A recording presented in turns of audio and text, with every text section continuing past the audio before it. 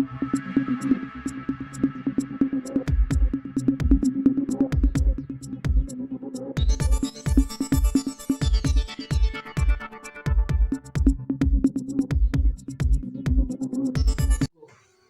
علیکم ناظرین، میں ہوں آپ کا ہوسٹ سمیع خان اور آپ دیکھ رہے ہیں بول پنڈی بول۔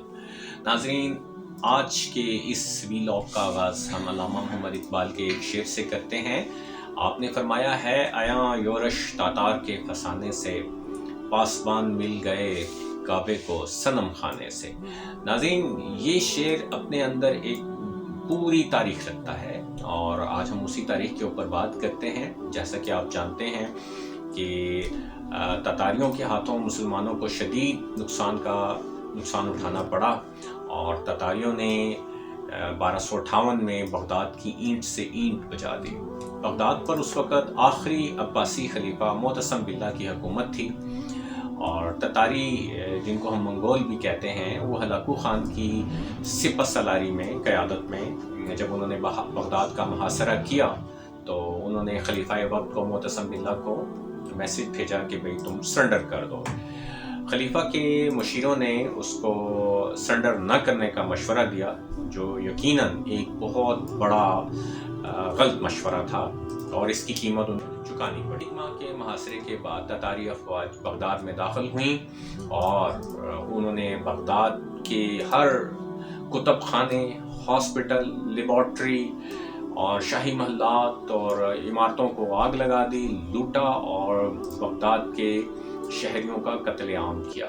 ایک محتاط اندازے کے مطابق 2 لاکھ سے 10 لاکھ تک لوگ مارے گئے اور دریائے دجلہ کا پانی مسلمانوں کے خون سے لال ہو گیا۔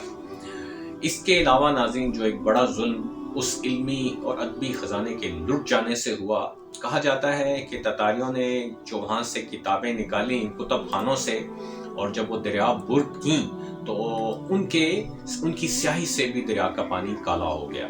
اس سے آپ اندازہ لگا سکتے ہیں کہ کتنا بڑا علمی اور ادبی خزانہ لٹ گیا، اور اس خزانے کے لٹنے کے بعد مسلمان علم اور ادب اور تحقیق کے میدان میں دوبارہ صدیوں نہ اٹھ سکے۔ ناظرین، تتاری آندھی اور طوفان کی طرح اٹھے اور انہوں نے دنیا کا بڑا حصہ فتح کر لیا، اور جس قوم کو انہوں نے سب سے زیادہ نقصان پہنچایا وہ مسلمان ہی۔ پیش قدمی کا خاتمہ مملوک سلطان سیف الدین اور اس کے سپہ سالار رکن الدین بیبرس نے کیا، اور فلسطین کے شہر نابلس کے پاس ایک گھاٹی ہے جسے عین الجالوت بولتے ہیں، اور اس میں تقریباً جتنی بھی تتاری فوج تھی اور ان سب کے سب کو موت کے گھاٹ اتار دیا گیا، اور یہ مسلمانوں کی پہلی بڑی فتح تھی۔ اس فتح کے بعد ناظرین، منگولوں کی پیش قدمی تھوڑا عرصہ رک گئی، اور اسی دوران ناظرین اللہ تعالیٰ نے منگولوں کو اسلام کی طرف مائل کر دیا، اور 1 صدی کے اندر تقریباً تمام منگولوں نے اسلام قبول کر لیا، اور وہ علاقے جن پر وہ حکومت کر رہے تھے مسلم اسٹیٹ کا حصہ بن گئے۔ تاتاریوں کے مسلمان ہونے کی کہانی بھی تاریخ کے صفحات پر محفوظ ہے۔ کہا جاتا ہے کہ ایک تاتاری شہزادہ براق خان جس کا نام تھا، یا برقع خان، وہ شکار کے لیے شکارگاہ میں گیا۔ وہاں پہ اس کی ملاقات ایک مسلمان عالم سے ہوئی جو اچانک اس کے گھوڑے کے سامنے آ گئے، اور تتاری شہزادے نے اس کو بہت بدتمیزی سے ڈانٹا، اور کیونکہ وہ ایک مغلوب قوم کا فرد تھا تو اس نے ان کو تحقیر آمیز لہجے میں ان سے کہا، آگے سے ہٹ جاؤ، میرے گھوڑے کے سامنے سے ہٹ جاؤ، تم سے بہتر تو یہ میرا کتا ہے۔ اس پر اس بزرگ نے جواب دیا، ہاں، اگر میں اسلام کے اصولوں پر نہ چلوں تو مجھ سے بہتر یہ کتا ہی ہے، ورنہ میں اس سے کہیں بہتر ہوں۔ شہزادہ اس بزرگ کی اس بے باکی سے بہت متاثر ہوا، اور اس نے اس کو اپنی انگوٹھی دی اور یہ کہا کہ ابھی تو میں شکار کر رہا ہوں، تم میرے محل میں آ جانا اور مجھے اپنے دین کے بارے میں کچھ اور بتانا۔ یہ کہہ کر شہزادہ تو شکار کے لیے آگے بڑھ گیا اور وہ بزرگ اپنے راہ لے لیے۔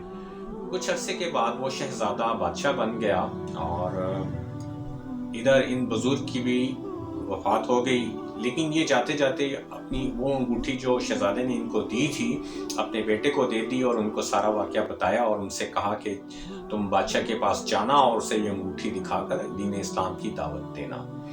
چنانچہ کہتے ہیں ناظرین کہ یہ बुजुर्ग के बेटे वो अंगूठी लेकर शाही दरबार में पहुंचे और उस शहजादे को इस्लाम की दावत दी, जिससे वो मुतासर हुआ और उसने कबूल इस्लाम कर लिया।